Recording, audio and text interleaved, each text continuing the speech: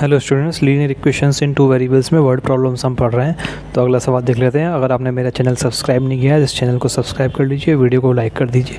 If length of a rectangle is reduced by 5 units, अगर एक rectangle की length को 5 यूनिट से रिड्यूस कर दिया जाता है, ठीक है। 5 यूनिट मतलब कुछ भी हो सकता है, सेंटीमीटर। जब क्वेश्चन देता है हमको, उसको उसकी बतानी नहीं होती है कैसे कि वो सेंटीमीटर में है कि मीटर में है, तो उसकी जगह वो यूनिट लिख देता है, ठीक है ना। ये यूनिट कुछ भी हो सकती है, चाहे तो सेंटीमीटर हो सकती है, चाहे मीटर हो सकती है, चाहे किलोमीटर हो सकती है, कुछ भी हो सकती है, ठीक है ना। तो मतलब पाँच यूनिट से हमने क्या किया, लेंथ उसकी रेक्टेंगल की रिड्यूस कर दी, ठीक है। तो सबसे पहले इस टाइप के सवाल करने के लिए हमको साथ साथ डायग्राम साथ रफ में बनाते चलना चाहिए। तो मान लो ये हमारा रेक्टेंगल था, ठीक है, उसकी लेंथ को हमने 5 यूनिट से रिड्यूस कर दिया, ठीक है। तो लेंथ जो थी, तो उसमें लास्ट में शायद लेंथ ही पूछी होगी, find the length and breadth of the rectangle, ठीक है। लेंथ और ब्रेथ ही पूछी रेक्टेंगल की, ठीक है। तो लेंथ को हमने x मान लिया, इसको ब्रेथ को y मान लिया, ठीक है। तो लेंथ को किससे रिड्यूस कर दिया, 5 यूनिट से, ठीक है। और y को and it's breath is increase by 2 unit, और ब्रेथ को किससे यूनिट कर दिया, प्लस से, यानी कि y हमारी +2 हो गई, ठीक है। y +2 कर दी, ठीक है। जो ब्रेथ थी उसको 2 यूनिट से बढ़ा दिया, ठीक है। Then the area of the rectangle is reduced by 80 square units, तो जो एरिया था वो 80 स्क्वायर यूनिट से कम हो गया, ठीक है। तो एरिया पहले कितना था, पहले तो ये पता होना चाहिए। देखो, तो इसमें देखो रेक्टेंगल बनाने पड़ेंगे। देखो 2 रेक्टेंगल बनाते हैं। एक तो पहले वाला रेक्टेंगल जिसकी लेंथ थी हमारी x और ब्रेथ थी y, ठीक है। और एक दूसरा रेक्टेंगल जो अब हो गया है, जिसमें लेंथ तो भैया कम हो गई है 5 यूनिट से, और ब्रेथ जो है वो ये हो गई है हमारी y+2 हो गई है, बढ़ गई है। अब इसका एरिया कह रहा है 80 स्क्वायर यूनिट से कम हो गया है, इस वाले का। मतलब जो इसका जो एरिया था, इसका एरिया कितना था, रेक्टेंगल का एरिया कितना होता है, लेंथ इंटू ब्रेथ होता है, यानी x इंटू वाई यानी कि xy, ठीक है। तो इसका एरिया कितना था, xy। अब जो इसका जो नए वाले का एरिया आ रहा है वो x, जो एरिया पहले वाले का था उसमें 80 स्क्वायर यूनिट कम हो गया है, यानी xy - 80 अब इसका एरिया है, ठीक है। नया एरिया क्या है, ये है, ठीक है।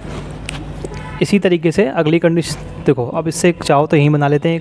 क्या हो गया, देखो xy - 80 ये एरिया है, और ये किसके बराबर होगा, x - 5 इंटू y+2।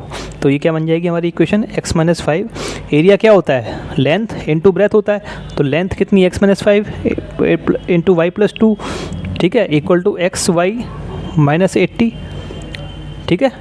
एरिया क्या होता है, L इंटू बी होता है ना, आपको पढ़ा हुआ। एरिया एक रेक्टेंगल का क्या होता है, L इंटू बी। L होती है लेंथ, B होती है ब्रेथ, ठीक है। लेंथ हमारी ये होती है जो लंबी वाली साइड होती है, और ब्रेथ होती है छोटी वाली साइड होती है, ठीक है। रेक्टेंगल क्या होता है, रेक्टेंगल वो होता है जैसे 2 लाइन, एक क्वाड्रिलेटरल होता है जिसकी ये दोनों लाइन पैरेलल होती हैं, और ये दोनों लाइन पैरेलल होती है, और ये 90 डिग्री का एंगल बनाती है, ठीक है। रेक्टेंगल तो खैर आप जानते होंगे। तो x - 5 plus into y+2 equal to xy - 80, ठीक है। ये हमारी इक्वेशन आ गई। इसी तरीके से दूसरी पढ़ लेते हैं। However if we increase its length by 10 units and decrease the breadth by 5 units, ठीक है। लेकिन हाउएवर, ठीक है, लेकिन अगर हम, हाउएवर का मतलब भी क्या होता है, लेकिन, एक तरीके से लेकिन ही मतलब होता है इसका भी। तो अगर हम if we increase its length by 10 units, अगर हम उसकी लेंथ को 10 यूनिट से बढ़ा दें, ठीक है। तो जो पहले वाला रेक्टेंगल था, पहले वाला रेक्टेंगल दोबारा से बना लेते हैं। xy था, इसका एरिया था xy, इसकी हम क्या करते हैं, लेंथ को हमने 10 यूनिट से बढ़ा लिया, तो नया रेक्टेंगल क्या बन गया, x + 10 बन गया, ठीक है। And decrease the breadth by 5 units, ठीक है। और उसकी जो ब्रेथ है, जो चौड़ाई है, उसको हमने क्या कर लिया, 5 यूनिट से कम कर लिया, डिक्रीज कर लिया, ठीक है। तो ब्रेथ को 5 यूनिट से डिक्रीज, यानी कि y - 2 कर लिया, ठीक है।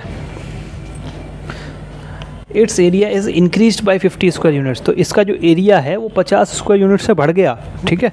यानी कि जो पहले एरिया था, अब जो नया एरिया आ गया वो xy + 50 आ गया। लेकिन ये xy प्लस जो एरिया इस रेक्टेंगल का होगा वो क्या होता है, एक और फार्मूला हमें पता है क्या होता है, x + 10 into y - 2 length into breadth हो जाएगा। और ये कितना हो गया अब, xy + 50, ठीक है। तो एक इक्वेशन आपकी ये आ गई, ठीक है। इन दोनों इक्वेशन को आपको सॉल्व करेंगे तो आपका आंसर आ जाएगा, ठीक है। रेक्टेंगल तो देखो यही होता है, जैसे ये कॉपी, ये है, ये पन्ना, ये भी रेक्टेंगल है, ठीक है। क्यों, ये रेक्टेंगल है। रेक्टेंगल में क्या होता है, एक साइड सामने वाली साइड के बराबर होती है, ठीक है, सामने वाली साइड बराबर होती है एक दूसरे के, ठीक है, सामने वाली साइड ये साइड है और इसके सामने ये वाली साइड है, ठीक है, ये बराबर होती हैं, ऐसी ये साइड और ये साइड बराबर होती हैं, और और जो कोण जो इनका जो एंगल होता है साइडों के बीच में वो 90 डिग्री होता है, ये रेक्टेंगल होता है, ठीक है। तो लैंग्वेज के साथ इसको कैसे लिख लेंगे, let the length of rectangle be x units and breadth of rectangle be y units. तो लेंथ ऑफ रेक्टेंगल हमने मान ली x यूनिट और ब्रेथ कितनी मान ली, y यूनिट्स मान ली, ठीक है। अब केस 1 बना लेंगे। केस 1 में क्या हुआ है, when length is decreased by 5 units, जब लेंथ को डिक्रीज किया जा रहा है 5 यूनिट से, and breadth is increase by 2 unit से, और ब्रेथ को किया जा रहा है 2 यूनिट से इंक्रीज किया जा रहा है। इस टाइप का डायग्राम बना लेंगे तो कोई दिक्कत नहीं, टीचर को भी समझने में आसानी हो जाएगी, ठीक है। तो हमने लेंथ को x-5 कर दिया, y कितना, ब्रेथ हमारी y+2 हो गई, और जो नया एरिया आ रहा है वो हमको दे रखा है कि कितना है, वो 80 कितना है, 80 ज़्यादा है, ठीक है ना, 80 स्क्वायर मीटर, नहीं सॉरी 80 कम है, सॉरी गलत कह गया, कितने है, xy - 80 है, ठीक है। तो ये भी, तो हमने लिख लिया एरिया ऑफ द रेक्टेंगल क्या हो गया, ये मैंने सही कर लिया, ठीक है, प्लस का माइनस कर लिया, हर जगह सही हो गया, ठीक है। तो एरिया ऑफ द रेक्टेंगल क्या हो गया हमारा, जो एरिया रेक्टेंगल का एरिया क्या होगा, x-5 इंटू y+2 होगा, x-5 इंटू y+2 का, लेकिन हमें क्या एरिया ऑफ द रेक्टेंगल क्या दे रखा है, वो हमारा पुराने वाले एरिया से 80 का कम हो गया है, तो x5 - 80 हर जगह रख लेंगे, और ये इसको इसके बराबर रख लेंगे, इस एरिया ऑफ द रेक्टेंगल की जगह रख लिया हमने xy - 80, ठीक है। तो xy - 80 इक्वल टू, इसको इस ब्रैकेट को खोल लिया, x into y xy plus 2x minus 5y और माइनस 10, ठीक है। तो xy - 80 हो गया, तो 2x - 5y को इधर लिया है, ठीक है। तो 2x - 5y क्या हो जाएगा, xy - 80, और इसको तो लिया है हम इधर, इनको उस साइड भेजना पड़ेगा, तो इसको इस साइड भेजेंगे तो क्या हो जाएगा, -xy, और इसको उस साइड भेजेंगे तो कितना हो जाएगा, प्लस का 10 हो जाएगा, ठीक है। तो 2x - 5y, xy में से xy कट जाएंगे, -80 और 10 कितना, -70 आ जाएगा, कितना जाएगा, -70, ठीक है। तो -70, तो हमारी एक इक्वेशन तो ये आ जाएगी। इसी तरीके से केस 2 बना लेंगे, when length is increased by 10 units और breadth is decreased by 5 units, ठीक है ना।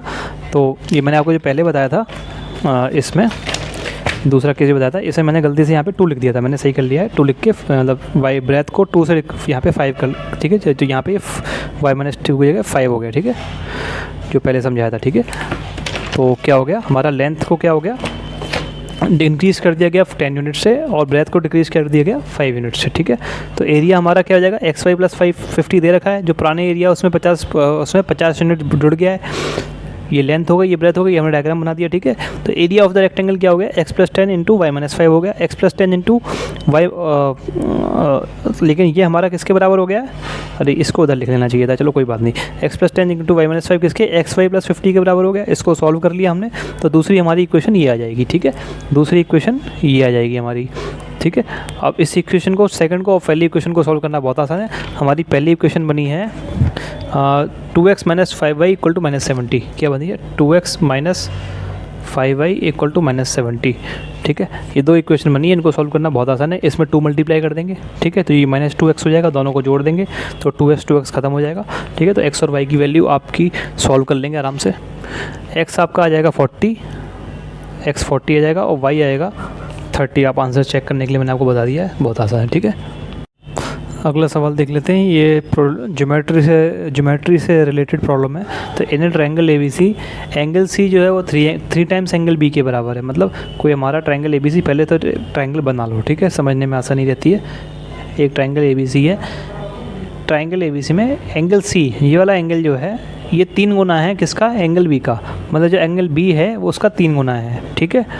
और ये 3 गुना एंगल B का 3 गुना किसके बराबर है, 2 गुना एंगल A और एंगल B के बराबर है, ठीक है, बात समझ में आ रही है। तो हमें क्या पता लगाना है, फाइंड द एंगल्स, हमें एंगल्स पता लगाने हैं, ठीक है। मतलब एंगल A, B और C कितने हैं हमको ये पता लगाने हैं। ऐसे सवालों को करने का तरीका क्या होता है, किन्हीं भी 2 एंगल को x और y मान लो, किन्हीं भी 2 एंगल को x और y मान लो, ठीक है। हमें तीनों एंगल पता लगाने हैं, किन्हीं भी 2 एंगल को पता लगा लो, किन्हीं भी 2 एंगल को क्या मान लो, x और y पता लगा लो। तो हमारा तीसरा एंगल क्या हो जाएगा, हमको पता है कि तीनों एंगल का जो जोड़ होता है, सम होता है किसी भी, यानी कि angle A plus angle B plus angle C, ये रफ में चल रहा है अभी सब, ठीक है ना। तो angle A plus angle B plus angle C, किसी भी ट्रायंगल का जो तीनों एंगल का जो सम होता है वो कितना होता है, 180 डिग्री होता है, ठीक है। नहीं पता तो जान लो कि किसी भी ट्रायंगल अगर हम बनाएंगे, चाहे दुनिया का कोई भी ट्रायंगल बनाएंगे, चाहे ऐसा बना लें, ठीक है, चाहे ऐसा ट्रायंगल बना लें, चाहे इस टाइप का ट्रायंगल बना लें, किसी भी टाइप का ट्रायंगल बना लें, उनका जो तीनों एंगल का जो जोड़ सम होगा, जो एंगल हम जो डिग्री में एंगल निकालेंगे, उनका जो एंगल का सम आएगा, मतलब जोड़ने पे जो एंगल आएंगे वो कितने आएंगे, 180 डिग्री आएंगे। ठीक है, 180 डिग्री आएगा। ठीक है, कोई भी ट्रायंगल हो, ये उसकी ट्रायंगल की एक प्रॉपर्टी होती है। ठीक है, तो angle A plus angle B plus angle C कितना होता है, 180 डिग्री होता है। किन्हीं भी दो एंगल को हम इनमें इस टाइप के सवालों में क्या करेंगे, एक्स और वाई मान लेंगे, चाहे किन्हीं को भी मान लो। तो मान लेते हैं, हमने मान लिया एंगल बी और एंगल सी को क्या मान लिया, एक्स और वाई मान लिया। ठीक है, तो एंगल बी को मैंने एक्स मान लिया, एक्स डिग्री एंगल है, डिग्री लिखना पड़ेगा। ठीक है, और ये वाई डिग्री है। ठीक है, वाई डिग्री एंगल है। ठीक है, ये हमारे किसके बराबर है, 180 डिग्री के बराबर है। ठीक है, angle A plus x plus y equal to कितना है, 180 डिग्री के बराबर है। ठीक है, अब एंगल बी को हमने क्या मान लिया, एक्स मान लिया, और एंगल ए को हमने मान लिया, एंगल सी को हमने मान लिया, वाई मान लिया। जो हमको ये इक्वेशन दे रखी है, ये इक्वेशन हमने दे रखी है, angle C equal to 3 times angle B, इसमें रख देंगे इसको। तो एंगल सी को हमने क्या, एंगल सी की जगह क्या रखेंगे, वाई, क्योंकि हमने वाई मान लिया है। तो सीधा अब वाई डिग्री फिक्र नहीं, सीधा वाई लिख देते हैं। ठीक है ना, जल्दी थोड़ा वाई, और वैसे डिग्री यहाँ पे भी लिखने की जरूरत नहीं थी। जब हम लिखते हैं लेट करके, let the angle C B, तो बी वहाँ पे लिखते हैं एक्स डिग्री वगैरह। ठीक है ना, कैलकुलेशन में कभी नहीं लिखते हैं। ठीक है, तो वाई इक्वल टू कितना हो जाएगा, 3 times angle B, 3 times angle B को एक्स माना, यानी कि 3x के बराबर हो जाएगा। ये कितना बराबर हो जाएगा, 2 टाइम्स एंगल ए को कुछ नहीं माना, तो एंगल ए को एंगल अच्छा, एक चीज़ बताना भूल गया मैं, यहाँ से एंगल ए आपको किसके बराबर आ जाएगा, एंगल ए किसके बराबर आ जाएगा, 180 माइनस एक्स प्लस वाई को उधर ले जाएंगे, एंगल ए इसके बराबर आ जाएगा। ठीक है, तो एंगल ए को मैं क्या लिख लूँगा, 180 माइनस एक्स प्लस वाई। ठीक है, क्या लिख लूँगा, 180 माइनस एक्स प्लस वाई। ठीक है, ये मैं एंगल ए को लिख लूँगा, इसको दोबारा से लिख लेता हूँ, जगह थोड़ी कम है। देखो y equal to 3x equal to 2 times क्या हो जाएगा, 2 टाइम्स क्या हो जाएगा, एंगल ए, एंगल ए ये मेरा ये है, तो इसको मैंने क्या लिख लिया, 180 माइनस एक्स प्लस वाई। ठीक है, एंगल बी मेरा क्या है, एंगल बी को तो मैंने x माना ही था, प्लस x। ठीक है, तो मैंने इसको लैंग्वेज के साथ लिख लिया, let angle B equal to x degree, let angle C equal to y degree. Angle B को एक्स डिग्री मान लिया, एंगल वाई सी को वाई डिग्री मान लिया। Sum of angles of triangle A B C, triangle A B C के angles का सम कितना होता है, 180 डिग्री होता है। ठीक है, तो angle A plus angle B plus angle C कितना हो गया, 180 डिग्री। तो angle A plus x plus y, B और सी की एक्स प्लस वाई वैल्यू रख दी, एंगल ए की यहाँ से वैल्यू निकाली, कितनी जाएगी, 180 minus x plus y equal to, ये कितना हो गया, 180 माइनस ब्रैकेट में एक्स प्लस वाई। इसको मैंने इक्वेशन 1 मान लिया। ठीक है, गिवन हमको क्या दे रखा है, हमको ये दे रखा है कि angle C 3 times angle B है equal to 2 times angle A plus B है, दे रखा था ना क्वेश्चन में। देखो ये दे रखा है, एंगल सी जो हमारा 3 टाइम्स एंगल बी है और 2 times angle A plus B है। ठीक है, तो इसी को हमने इसमें रख दिया, वाई को एंगल सी की जगह वाई रख दिया, जो कि हमने माना है एंगल सी को वाई, एंगल बी की जगह एक्स रख दिया, और एंगल ए की जगह ये रख दिया यहाँ से, और प्लस एक्स। तो क्योंकि हमने ये इक्वेशन 1 से रखा, तो आप आगे लिख भी सकते हैं, यहाँ आगे जाके क्या, फ्रॉम इक्वेशन 1, फ्रॉम इक्वेशन 1 या खाली फ्रॉम 1। ठीक है, क्योंकि हमने ये इक्वेशन 1 से उठा के रखा है। ठीक है, तो इस ब्रैकेट को हमने खोल लिया, जो ए की वैल्यू आ रही थी, तो y equal to 3x equal to 2 times 180 minus x minus y plus x, और सॉल्व कर लेंगे तो हमारा क्या हो जाएगा, y equal to 3x equal to 2 times, अंदर क्या आ जाएगा, 180 माइनस एक्स माइनस वाई और प्लस एक्स, तो ऐसे ही रहेगा। ठीक है, तो ये हमारा हो जाएगा y equal to 3x equal to 2 times क्या हो जाएगा, 180, एक्स में से x गया 0, एक्स और माइनस एक्स 0 हो जाएंगे ना, तो माइनस वाई। ठीक है, ठीक है, अब देखो यहाँ पे भी y है, यहाँ पे भी y है, तो पहले और तीसरे को बराबर इक्वल रखने में ज़्यादा फ़ायदा है। पहले और तीसरे को बराबर रखने में क्या होगा, सीधी y की वैल्यू पता लग जाएगी। ठीक है, सीधी y की वैल्यू पता लग जाएगी। तो ठीक है, तो इसका मतलब क्या हो गया, y equal to 2 times 180 minus y.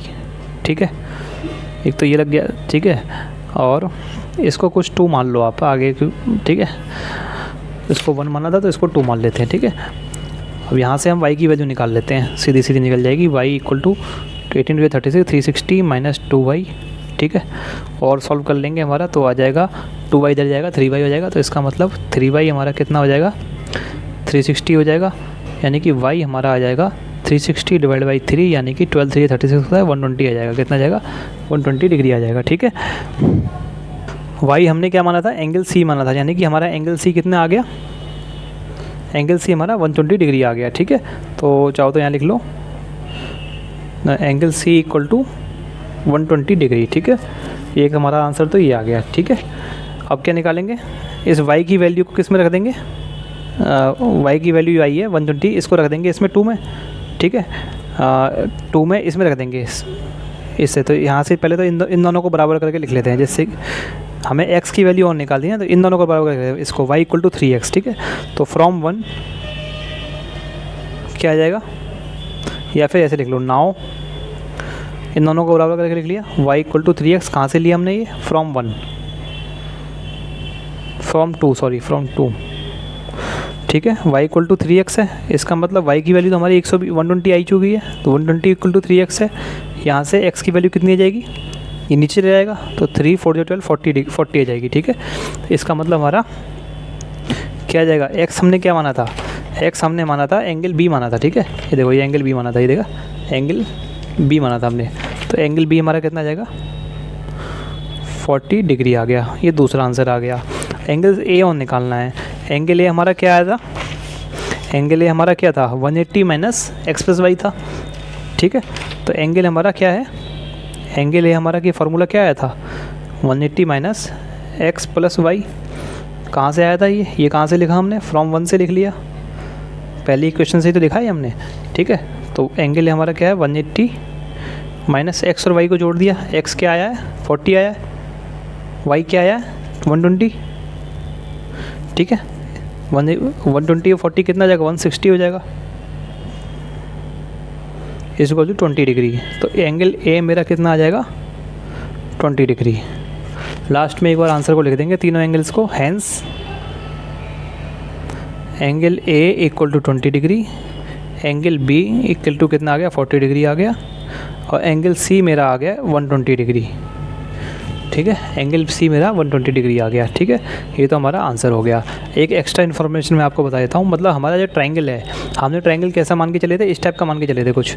ठीक है, लेकिन हमारा ट्रायंगल की शेप ऐसी नहीं है कुछ, क्यों, एंगल सी कितना आ रहा है 120 डिग्री, ये हमने माना था ABC, हाँ ABC ऐसा ट्रायंगल हम मान के चले थे। ये तो एक एक्स्ट्रा इन्फॉर्मेशन है, कोई दिक्कत नहीं है, आपको नहीं समझनी कोई दिक्कत नहीं है। एंगल सी हमारा 120 डिग्री आ रहा है, मतलब एंगल सी जो हमारा है वो 90 डिग्री से बड़ा है। कितना है, 90 डिग्री से बड़ा है, मतलब ये तो 90 डिग्री से छोटा है। 90 डिग्री कितना होता है, इतना होता है 90 डिग्री, तो एंगल सी कहीं इतना है, मतलब हमारा जो ट्रायंगल है वो कुछ इस तरीके से है शेप में, मतलब उसका शेप कुछ इस तरीके से है। ये एंगल सी जो है ये 120 डिग्री है, 90 डिग्री इतना होता है, तो 90 डिग्री से बड़ा है, यानी कि इतना है ये एंगल। ठीक है, तो हमारा ट्रायंगल कुछ इस तरीके से है। ठीक है, कुछ इस तरीके से हमारा ट्रायंगल है, इसको हम स्केलियन ट्रायंगल भी कहते हैं। ठीक है, नहीं ऑब्ट्यूज एंगल ट्रायंगल कहते हैं, obtuse angle triangle, obtuse angle. ठीक है, obtuse angle triangle, obtuse angle का मतलब होता है जो एंगल 90 डिग्री से बड़ा हो, और जिस ट्रायंगल में एक भी केवल एक एंगल भी अगर 90 डिग्री से बड़ा हो, तो उस ट्रायंगल को कहते हैं ऑब्ट्यूज एंगल ट्रायंगल। ठीक है, ये आगे ज्योमेट्री में हम पढ़ेंगे। तो ये हमारा आंसर आ गया, इसको डब्बे में बंद कर दें आप, ये हमारा आंसर आ गया। अगला सवाल देख लेते हैं। Find the 4 angles of a cyclic quadrilateral ABCD in which angle ये हमारा ये है, एंगल B ये है, एंगल C ये है और एंगल D ये है। तो हमें चारों एंगल ABCD पता लगाने हैं किसी साइक्लिक क्वाड्रिलेटरल के। अब ये साइक्लिक क्वाड्रिलेटरल क्या वाला है, सुनो, कोई भी किसी सर्कल हमने बना लिया। ठीक है, सर्कल हमने बना लिया। ठीक है, इस सर्कल के अंदर क्वाड्रिलेटरल का पहले बात तो क्वाड्रिलेटरल क्या होता है, क्वाड्रिलेटरल वो होता है जिसकी 4 साइड हो, कोई भी ऐसी फिगर जिसकी 4 साइड हो उसको हम क्या कहते हैं, क्वाड्रिलेटरल। ठीक है, कोई भी 4 पॉइंट आपने मन मर्जी के ले लिया, उन चारों पॉइंट को मिला दिया तो आपका क्या बन जाएगा, क्वाड्रिलेटरल बन जाएगा, चाहे अपने पॉइंट कैसे भी कहीं पर भी लिए हों। ठीक है, 1 2 3, ठीक है, ये भी आपका क्वाड्रिलेटरल है। ठीक है, ये भी आपका क्वाड्रिलेटरल बन गया। ठीक है, सब क्वाड्रिलेटरल होते हैं। ठीक है, 4 पॉइंट आपने जैसे मर्जी ले लिए, आपका क्या बन जाएगा, क्वाड्रिलेटरल बन जाएगा। ठीक है, लेकिन अगर ये 4 पॉइंट इस तरीके से ले लिए जाएं कि वो किसी सर्कल पे ले लिए जाएं। ठीक है, ये 4 पॉइंट उन पे एक बंदिश लगा दी जाए। ठीक है, एक बंदिश क्या लगा दिया है कि आपको ये 4 पॉइंट कहीं भी नहीं लेने हैं, आपको कहाँ लेने हैं, एक सर्कल बना दिया जाए, उस सर्कल के ऊपर लेने हैं। तो सर्कल के ऊपर मैंने कहीं पे भी 4 पॉइंट ले लिए, ले कहीं पे भी सकता हूँ, लेकिन लेने सर्कल के ऊपर ही हैं।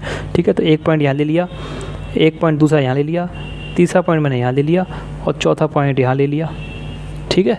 तो इन चारों पॉइंट को जो मिला के बनेगा उसको हम कहते हैं साइक्लिक क्वाड्रिलेटरल। क्या कहते हैं? साइक्लिक क्वाड्रिलेटरल, ठीक है। अब वो चारों पॉइंट मैं कहीं भी ले सकता हूँ, वो मेरी मर्जी है, ठीक है। जैसे मैंने इनको मिला दिया तो ये हमारा बन गया साइक्लिक क्वाड्रिलेटरल, ठीक है। इसी तरीके से 4 पॉइंट अगर मैंने यहाँ ना लेके का मान लो एक यहाँ ले लिया होता, ठीक है, एक यहाँ ले लिया होता और बाकी के 2 पॉइंट यही ले लिए होते, तो ये भी क्या बनता, समझ लो, है ना। ये भी मेरा साइक्लिक क्वाड्रिलेटरल बनता। कौन सा? ये वाला, ठीक है। तो ये भी मेरा साइक्लिक क्वाड्रिलेटरल। तो एक सर्कल के अंदर जो क्वाड्रिलेटरल बने उसको क्या कहते हैं? Cyclic quadrilateral. इस तरीके से कि क्वाड्रिलेटरल की चारों जो वर्टेक्सेस हैं वो उस सर्कल पे होनी चाहिए, ठीक है ना, सर्कल पे लाई करनी चाहिए। तो आपका ये तो होता है हमारा होता है साइक्लिक क्वाड्रिलेटरल। अब इस साइक्लिक क्वाड्रिलेटरल की एक खूबी होती है। क्या खूबी होती है? एक प्रॉपर्टी होती है, ठीक है, कि हमने कोई भी साइक्लिक क्वाड्रिलेटरल बना लिया, कोई भी बना लो, दुनिया का कोई भी साइक्लिक क्वाड्रिलेटरल बना लो, तो इसकी एक खूबी ये होती है कि इसके जो अपोजिट एंगल होते हैं उनका जो सम होता है वो 180 डिग्री होता है, ठीक है। जो नॉर्मल क्वाड्रिलेटरल होता है उसके जो अपोजिट एंगल होते हैं उसका सम कुछ भी हो सकता है, ठीक है, कुछ भी नंबर हो सकता है, कोई फिक्स नहीं है। लेकिन इसके साथ एक चीज़ फिक्स हो जाती है। क्या चीज़ फिक्स हो जाती है? कि जो अपोजिट एंगल हैं, ये एंगल है और ये एंगल है, ठीक है। तो ABCD यानी कि एंगल ए और एंगल सी का जो सम होगा वो कितना होगा, ये आप ज्योमेट्री में आगे पढ़ेंगे। Angle A plus angle C कितना होगा? अपोजिट एंगल, अपोजिट मतलब आमने सामने वाले, ठीक है, एक दूसरे के जो अपोजिट हैं। तो अपोजिट एक एंगल ए के अपोजिट कौन सा एंगल है? Angle C. तो इन दोनों का जो सम होगा, ठीक है, जो इन दोनों का सम होगा, जोड़ होगा इन दोनों का, वो कितना होगा? 180 डिग्री होगा। इसी तरीके से एंगल बी ले लिया तो इसके सामने कौन सा एंगल है? Angle D. तो angle B plus angle D कितना होगा? ये भी आमने सामने के एंगल हैं तो इनका कितना होगा? 180 डिग्री। इनका भी 180 डिग्री होगा। तो यही प्रॉपर्टी हमारी इस क्वेश्चन में काम आएगी, ठीक है। तो 4 एंगल एक साइक्लिक क्वाड्रिलेटरल के क्या दे रखे हैं? इस तरीके से दे रखे हैं। एंगल ए हमारा 2x - 1 डिग्री दे रखा है, एंगल बी हमारा y + 5 डिग्री दे रखा है, एंगल सी हमारा 2y + 15 डिग्री दे रखा है, एंगल डी हमारा 4x - 7 डिग्री दे रखा है। तो कुछ नहीं, इसमें रख देंगे इन दोनों इक्वेशन में। तो angle A plus angle C कितना हो जाएगा? 180 डिग्री हो जाएगा। तो angle A plus angle C कितना हो जाएगा? 2x - 1 + 2y + 15, ये हमारा 180 डिग्री हो जाएगा। एक इक्वेशन तो यहाँ से आ जाएगी। एंगल बी प्लस टी कितना हो जाएगा? y + 5 + 4x - 7, ये भी 180 डिग्री हो जाएगा, ठीक है। डिग्री मत लिखो, ठीक है, क्योंकि x5 में इक्वेशन बनानी है। तो यहाँ से एक इक्वेशन आ जाएगी, इक्वेशन यहाँ से आ जाएगी आपकी। तो आपकी x5 में सॉल्व कर लेंगे, आपका आंसर आ जाएगा। इस लैंग्वेज के साथ कैसे देखेंगे? अब देखो xy हमने माने नहीं है, xy पहले से ही क्वेश्चन में दे रखे हैं, ठीक है। तो कोई टेंशन की बात नहीं है, लेट करके लिखने की जरूरत नहीं है, ठीक है। xy मानने की जरूरत नहीं है, xy पहले से ही दे रखे हैं, ठीक है। तो सीधी हम क्या करेंगे, ये प्रॉपर्टी लिख लेंगे कि angle A plus angle C 180 degree और angle B plus angle D कितना 180 डिग्री। सीधी ये प्रॉपर्टी लिख लेते हैं, ठीक है। ठीक है, तो हमने लिख लिया सिंस, ठीक है, चूँकि sum of opposite angles of a cyclic quadrilateral is 180 degree, ठीक है। चूँकि जो हमारा अपोजिट एंगल का जो सम होता है किसी भी साइक्लिक क्वाड्रिलेटरल का ऑफ ए साइक्लिक क्वाड्रिलेटरल, वो क्या होता है 180 डिग्री होता है, ठीक है। तो इसलिए देयरफॉर एंगल ए प्लस सी जो हमारा हो जाएगा 180 डिग्री के बराबर हो जाएगा, और एंगल बी प्लस डी हमारा 180 डिग्री के बराबर हो जाएगा। इसका मतलब एंगल ए प्लस सी कितना हो जाएगा, ये वाला था, ठीक है, ये हमने लिख लिया था जोड़ के। तो ये कितना हो जाएगा 2x - 1 + 2y + 15 = 180 डिग्री। और दूसरी इक्वेशन क्या बन जाएगी हमारी, ऐसे ही एंड करके लिखते चलेंगे। चाहो तो आप अलग अलग से भी लिख सकते हो, कोई दिक्कत नहीं है। लैंग्वेज तो बहुत सारी बन सकती है, क्वेश्चन समझ में आना चाहिए कैसे करना है बस। तो ये भी हमारा डिग्री डिग्री हटा दो, यहाँ से डिग्री हटा दो, ठीक है।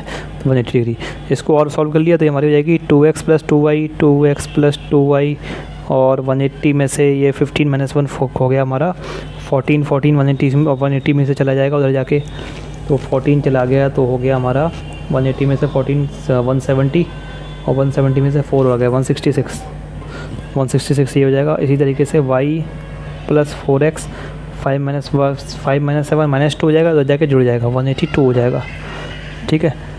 इस इक्वेशन में से 2 दोनों इसे 2 कॉमन ले सकते हैं इस साइड से, और उसको उधर भेजेंगे तो 2 से डिवाइड हो जाएगा, 166 2 से डिवाइड हो जाएगा। तो x + y 2 8 16 2 3 ऐसे इतना आ जाएगा, एंड y + 4x मेरा कितना आ जाएगा 182। तो ये तो यही रहेगा, ठीक है। अब इन दोनों इक्वेशन को दोबारा से लिख लेते हैं हम अच्छे से। x + y = 83, ठीक है, एंड y + 4x क्या है 182 है, ठीक है। ठीक है। या फिर इसको लिख लो, सॉरी y प्लस 4x मत लिखो, इसको लिख लो 4x प्लस वाई लिख लो, ठीक है। x वाली आगे लिख लो, 4x plus y equal to 182 लिख लो तो ज़्यादा अच्छा रहेगा, ठीक है। 182, ठीक है। इस वाले को पहला मान लिया, इस वाले को क्या मान लिया, दूसरा। दोबारा से लिख के पहली दूसरी मान ली। जिस अब क्या करेंगे, सॉल्व करना बहुत आसान है। ये y है, इधर भी y है, तो पहली वाली को दूसरी में से घटा दो, ठीक है। पहली वाली को क्यों हटा रहे हैं, क्योंकि ये यहाँ पे x है, इसका x यहाँ पे बड़ा है, तो घटाने में आसानी होगी। आप चाहो तो सेकंड वाली को 1 में से भी घटा सकते हो, ठीक है। तो वो थोड़े माइनस माइनस के बनेंगे और कुछ दिक्कत नहीं होगी। तो पहली वाली को दूसरी में से घटाएंगे, ज़्यादा आसानी रहेगी, ठीक है। तो पहली वाली को दूसरी में से घटा देंगे तो हमारा 4x माइनस x 3x बन जाएगा, 3x इधर बन जाएगा 182 माइनस, तो आपका x और y निकल के आ जाएगा कुल मिला के। तो x आपका इसमें आ जाएगा, x आपका इसमें y तो 50 डिग्री आ जाएगा, y तो क्या आ जाएगा 50 आ जाएगा। देखो हमें ये सारे एंगल निकालना है, ये बात ध्यान रखना। हमें x और y नहीं निकालना है, हमें ये x और y की वैल्यू रख के दोबारा से ये एंगल निकालने पड़ेंगे। ये एंगल हमको सारे निकालने पड़ेंगे। जो x की वैल्यू आएगी वो उसमें रखनी पड़ेगी तो एंगल ए आएगा, जो y की वैल्यू आएगी वो उसमें रखनी पड़ेगी तो एंगल बी आएगा, फिर y की वैल्यू इसमें रखनी पड़ेगी तो एंगल सी आएगा, ठीक है। एंगल निकालने पड़ेंगे हमें चारों, ठीक है। तो मैं आपको बता देता हूँ, सॉल्व करने पे x तो आपका 33 आ जाएगा, x 33 आ जाएगा, और y चेक कर लेना आप अपना आंसर है, और y आपका आ जाएगा 50 आ जाएगा, ठीक है। अब क्या करना है, यहाँ पे आंसर ख़त्म नहीं हुआ है। बहुत से लोग यहीं छोड़ देंगे, लेकिन ये गलत हो जाएगा फिर आपका सवाल। यहाँ पे भी आंसर ख़त्म नहीं हुआ है, अभी आपको इन चारों एंगल की वैल्यू और निकालनी पड़ेगी। तो इन चारों की वैल्यू निकालते हैं फिर, ठीक है। तो देखो angle A, angle B, angle C, angle D ये दे रखे हैं, इनमें x और y की वैल्यू रख लेना, ठीक है। x की इसमें x, इसमें y, इसमें y, इसमें x, ठीक है। तो आपके आंसर ही आ जाएंगे, चेक कर लेना, ठीक है। सॉल्व करना बहुत आसान है, इसलिए मैंने किया नहीं है। ये आपके आंसर आ जाएंगे, एंगल ए आ जाएगा, angle B, angle C, angle D, ठीक है। चलो आगे, तो अब हम अगली वीडियो में मिलते हैं। अभी तक फिलहाल इस वीडियो पे इतना ही। अगर आपको ये वीडियो अच्छी लगी तो वीडियो को लाइक करें, चैनल को सब्सक्राइब करें और वीडियो को ज़्यादा से ज़्यादा लोगों के साथ शेयर करें। आपका वीडियो देखने के लिए बहुत बहुत शुक्रिया।